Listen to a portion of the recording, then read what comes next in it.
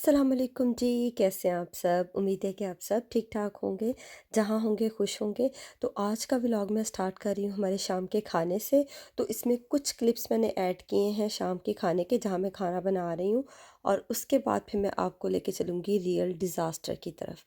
तो अभी यहाँ पर मैं जो है वो चिकन को मैरिनेट कर रही हूँ। वैसे तो आज मैं बेसिकली लेट हो चुकी हूँ, वरना मैं दोपहर के टाइम इसे मैरिनेट कर देती हूँ। इन दोपहर के टाइम मैंने इसे जो है वो सिरके, गर्म पानी और अदरक और थोड़े से लहसुन के अंदर डिप करके रख दिया था चिकन को। तो तब से ये डिप ही पड़ा हुआ है। इससे चिकन बहुत अच्छा, बहुत सॉफ्ट बनता है। आप ये तरीका ज़रूर ट्राई करके देखिएगा। अच्छा, इसके बाद मैंने सारे मसाले एक ही दफ़ा दही में डाल दिए। कोई उनको ये नहीं किया कि बस डालती गई जितने भी थे। और चिकन को मैंने अच्छे से उसके अंदर डिप कर दिया और बहुत देर के लिए इसे मैरिनेट नहीं किया, क्योंकि मेरे पास बिल्कुल भी टाइम नहीं था यहाँ पर। अच्छा, ऐसा होता है मेरे साथ, तो कई दफ़ा ऐसा होता है कि जब जल्दी-जल्दी मैं चीज़ बनाऊँ ना, मतलब अगर उसे मैरिनेट भी नहीं किया, बस लगाया और रख दिया, तो वो चीज़ वाक़ई बहुत अच्छी बनती है। मतलब शाम को सब तारीफ़ कर रहे होते हैं कि आज तो ये चीज़ बहुत अच्छी बनी है। तो आप मुझे बताइएगा अगर आपके साथ ऐसा होता है तो। अच्छा, मैरिनेट करने के बाद मुझे स्वीट पोटैटोज़, शकरकंदी बहुत पसंद है और मैंने कहा कि मैं साथ ये खाऊँगी, और मैंने पोटैटोज़ इसके साथ बेक नहीं किए। अच्छे से शकरकंदी को वॉश किया। अच्छा, अगर आप डाइट कर रहे हैं ना, तो आप आलूओं की बजाय ना शकरकंदी खा के देखें। ये बहुत अच्छी चीज़ है और देर से ब्लड स्ट्रीम में जो है ना वो एब्ज़ॉर्ब होती है। मतलब जाते ही ये कार्ब्स की तरह उस तरह रिएक्ट नहीं करती जिस तरह नॉर्मली आलू या रोटी या चावल करते हैं। तो ये थोड़ा-सा देर से एब्ज़ॉर्ब होती है। इसलिए ये अच्छा है कि आपको फुल फिलिंग रखती है। तो आप ये ज़रूर खा के देखिएगा। ये बहुत वेट रिड्यूस होने में भी हेल्प करती है। तो उसके बाद बस मैंने चिकन को जो है वो बेकिंग ट्रे के अंदर डाला।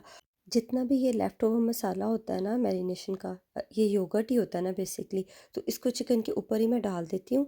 और इसके बाद मैं एक और स्टेप करती हूँ थोड़ा-सा एक्स्ट्रा, क्योंकि ये तो उसके अंदर वैसे चिकन के साथ पक जाता है और चिकन के जूसेस भी सारे इसी पानी में ऐड होते हैं। अच्छा, जब मैं नई-नई यहाँ पे यूके में आई थी ना, तो मुझे शकरकंदी यहाँ की बिल्कुल भी अच्छी नहीं लगी थी, क्योंकि पाकिस्तान में जो हम खाते थे ना वो वाइट होती थी और वो इतनी ज़्यादा मीठी होती थी ना, मतलब मोस्टली वो शकरकंदी मीठी होती थी।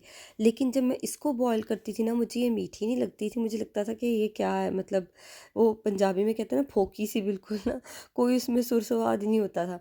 तो मैंने फिर क्या किया कि मैंने एक दिन बेक किया इसको ना, और सिर्फ़ इसको 20 से 25 मिनट लगते हैं बेक करने में, और ये फुली बेक, मतलब ऐसे फुल पक जाती है ना। और इसकी शुगर जो है ना वो इसके अंदर ही रहती है, मतलब जो नेचुरल शुगर्स इसके अंदर होती हैं उसकी वजह से ये इतनी मज़े की लगती है। तो यहाँ पर चिकन जो है वो रेडी हो चुका था, और इसका जो इसने पानी छोड़ा होता है ना वो योगर्ट वाला, और इसका जूस, उसको मैं चूल्हे पे अलहदा से रख के अच्छे से पका के एंड पे इसके ऊपर सारा डाल देती हूँ। ये करके देखिएगा, ये स्टेप मतलब बहुत अच्छा लगता है। ये जो है ये शकरकंदी फुली तौर पर बेक हो चुकी है, और आप देख सकते हैं कि इतनी ये ज़बरदस्त बेक होती है ना। ये करके देखिएगा, मुझे बताइएगा आपको कैसी लगी। खाना खाने के बाद बच्चों को नहलाया, उनको सुलाया, और उसके बाद जब मैं नीचे आई तो ये कारनामा हमारा मुंतज़िर था। अच्छा, ख़ैर यहाँ पर हमने एक कंसोल टेबल लिया था, मैंने और हस्बैंड ने उसको किया, असेंबल किया, और उसके बाद उसका बॉक्स जो था ना हमने वहीं रख दिया। और वो बॉक्स जो है वो बच्चों ने निकाला, उसके अंदर से सारी ये समुंदर की झाग निकाली, और इसको उन्होंने फिर वो फैलाया, और कोई कमरा ऐसा नहीं था नीचे, बेडरूम छोड़ो, रिसेप्शन रूम क्या, हर जगह ये आपको नज़र आएगी। और इतने कुछ बड़े पीसेस बहुत बड़े थे और कुछ बहुत छोटे थे, और कुछ तो है वो बिल्कुल भी वैक्यूम के अंदर आने वाले नहीं थे। और आप देख सकते हैं ये सारे मनाज़िर जो कि लाइव मैंने यहाँ पर रिकॉर्ड किए थे। बस जी, बच्चों के साथ तो फिर बस ऐसा ही होता है। बस उसके बाद जनाब मैंने कस ली कमर, और यहाँ से हो गई मैं शुरू कि फटाफट इसको अब साफ़ करना है। यहाँ ना मैं आपको बताती चलूँ हस्बैंड से काम करवाने का तरीका। जैसे ही आपने ज़ोर ज़ोर से कपड़ा मारना है सोफ़े के ऊपर साफ़ करते हुए, तो वो आवाज़ सुन के खुद ही आ जाएंगे और साफ़ करना शुरू कर देंगे। वो जैसे सास नहीं करती किचन में जाके भांडे भनना शुरू कर देती है बिल्कुल ये वही तरीका है। मज़ाक अपनी जगह, लेकिन मेरे हस्बैंड वाक़ई बहुत हेल्प करते हैं मेरी। अगर मैं बिज़ी हूँ तो वो सफाई वो कर देते हैं। मोस्टली रात के टाइम हम सफाई करते हैं, और मैं भी अगर दिन के टाइम में बहुत कम करती हूँ, क्योंकि रात को जब बच्चे ऊपर चले जाते हैं तो तब फ्री होता है ना, और बच्चे भी इस तरह डिस्टर्ब नहीं होते हैं, और बार-बार हमें उन्हें भी नहीं कहना पड़ता कि इधर बैठो, ये ना करो, वो ना करो। तो दिन में चाहे वो जो मर्ज़ी करते रहें, रात में उनके सोने के बाद ही मैं नीचे से सारा साफ़ करती हूँ। और फिर जब सुबह टाइम हम नीचे उतर के आते हैं ना, तो वो एक इतनी अच्छी फीलिंग आती है ना। सुबह-सुबह वाले जो आवर्स होते हैं वो वैसे भी बहुत रश वाले होते हैं। उसमें ये है कि घर पे भी हस्बैंड ने भी काम पे जाना होता है, क्योंकि मेरे हस्बैंड घर से ही काम करते हैं। लेकिन फिर भी थोड़ा उन्हें अपने ऑफ़िस में ऊपर जाना होता है, और बच्चे ने भी स्कूल जाना होता है, और मतलब इस तरह बहुत सारे काम होते हैं, तो उस दौरान आप ये सारा काम नहीं कर सकते। और उसके बाद फिर इतने ज़्यादा काम होते हैं कि आपको लंच बनाना है, आपको डिनर की प्रेप करनी है, आपको और बच्चों के साथ टाइम स्पेंड करना है। तो जिसकी वजह से अगर आप रात में ही सफाई करके सोए ना, तो मैं कहती हूँ बहुत ईज़ी हो जाता है, अगले दिन आपको कोई टेंशन नहीं होती। और फिर इन आवर्स में जब बच्चे स्कूल जाते हैं ना, तो अपने लिए बंदा बहुत सारा टाइम निकाल सकता है। मतलब कम से कम 1 घंटा तो बंदा अपने आप को दे सकता है ना उस टाइम पे जब बच्चे घर नहीं हैं। क्योंकि अगर आपकी सफाई करने वाली पड़ी होगी और भी बहुत सारे काम होंगे, तो फिर ये है कि वो 1 घंटा जो खुद को देना है वो भी सारा कामों में ही निकल जाएगा। तो बेहतर यही है कि रात को सफाई करके सोएं। कोई ड्रामा चलता पिया वा, अभी हम और अभी तुम, कोई तरह। कभी मैं कभी तुम। हाँ, कहते बड़ा मशहूर जा रहे हैं। मोस्टली मैं और मेरे हस्बैंड इस तरह ड्रामा देखते नहीं हैं।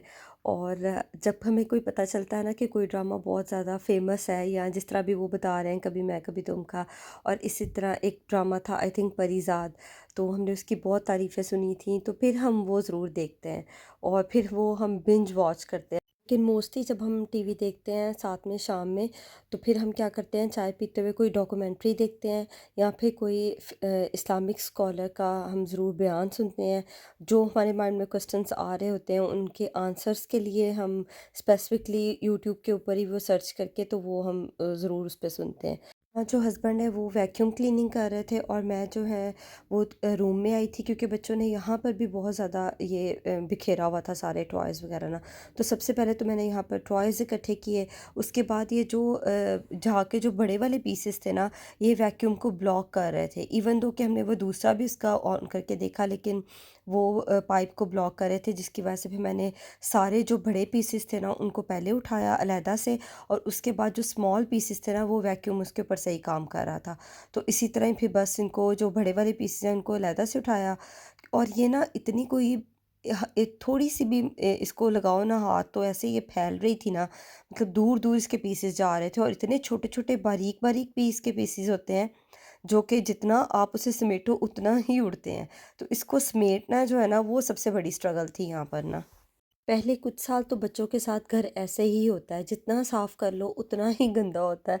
मतलब आप दिन में 2-3 बार भी उसको खलारा समेटो ना, इधर से वो उठाओ, इधर से ये चीज़ उठाओ, तो फिर भी जब कोई आ जाए घर गंदा ही होता है। घर ऐसे ही होता है कि सब कुछ बिखरा हुआ है। तो वो आने वाला शायद यही समझे कि भई ये ना दे ते हर वेले इदां ही खलारा पिया रहिंदा है। ऐसा नहीं होता। मतलब मुझे अच्छी तरह याद है कि हमारे घर में ना उधर जब पाकिस्तान में थे, तो क्या हो ना कि अगर किसी ने फ़ोन कर देना कि वो आ रहे हैं, या मतलब आने वाले हैं मेहमान, तो हमने कोई ऐसे शूटें लगानी, हमने ऐसे, मैं कहती हूँ निंजा सफाई करनी, फिर हमने ना कपड़े उठा के अलमारियों में घुसेड़, ये कर वो कर ये कर, होता है ना बंदा अपने मूड में घर में होता है कि कुछ मतलब कपड़े पड़े हुए हैं सोफ़े के ऊपर, अच्छा बाद में उठा लेंगे वो, लेकिन जब किसी ने अगर फ़ोन कर दिया ना आने से पहले, तो बस फिर वो जो हमारी सफाई होती थी ना, वो हो मैं कहती हूँ मज़ा आ जाता था बाद में ना। मतलब किया तो हमने यही होता था कि कुछ बेड के नीचे और कुछ अलमारियों के अंदर घुसेड़ना है हर चीज़ को ना। खैर ये भी इस चीज़ का भी अपना ही मज़ा है, और स्टिल कभी-कभी ऐसा होता है कि मैं यहाँ पर भी वो चीज़ करती हूँ, और बड़ा अच्छा लगता है कि कैसी ज़बरदस्त सफाई हुई है ना 2 मिनट के अंदर-अंदर। यहाँ पे मैंने कैंडल्स बंद की, सफाई अल्हम्दुलिल्लाह हो चुकी थी। मुझे इस तरह घर साफ़ करने के बाद कैंडल्स बंद करना बहुत अच्छा लगता है, और उनकी खुशबू बड़ी अच्छी लगती है, फूल बहुत अच्छे लगते हैं फिर ना। तो बस यहाँ पर बेडरूम भी बहुत अच्छे से साफ़ हो चुका था, लिविंग रूम भी बहुत अच्छे से साफ़ था, और हस्बैंड अब आराम से बैठे टीवी देख रहे थे, और फिर मैंने सोचा कि मैं चाय बनाऊँ, और फिर दोनों मिलकर अपना कोई टीवी शो एंजॉय करते हैं। तो बहुत काम करने के बाद दिल करता है कि जो चाय है ना वो बंदा ज़रूर पिए, क्योंकि चाय एज़ अ रिवॉर्ड काम करती है। मुझे ऐसा लगता है कि जब इतना काम करने के बाद बंदा चाय पीता है ना, तो वो ऐसा लगता है जैसे आपको किसी चीज़ के लिए रीइंफोर्समेंट दी गई हो। तो वो बहुत एक अच्छी चीज़ होती है। और चाय जो है मैं यहाँ पर वो इंग्लिश टी बना रही हूँ। यहाँ मैं थोड़ी देर टी बैग इसके अंदर डाल के ना इसको थोड़ा-सा ब्रू करूँगी। और मुझे इलायची मेरे और हस्बैंड को भी बहुत पसंद है, मुझे भी पसंद है। और कमेंट्स में मुझे बताइएगा कि आप में से इलायची किसको पसंद है चाय में। तो बस यहाँ पर जो मिल्क है ना वो भी मैं बॉइल्ड यूज़ कर रही हूँ, बहुत गर्म वाला मिल्क। इससे क्या होता है कि चाय को पकाना नहीं पड़ता, और इसमें जो एक इंग्लिश टी में जो कच्चा-कच्चा टेस्ट आता है ना, इसमें फिर वो नहीं आता। इसके साथ ही मुझे दीजिए इजाज़त, दुआओं में रखिएगा याद। मिलती हूँ आपको किसी और व्लॉग में। व्लॉग अच्छा लगा हो तो लाइक कीजिएगा, शेयर और सब्सक्राइब। अल्लाह हाफ़िज़।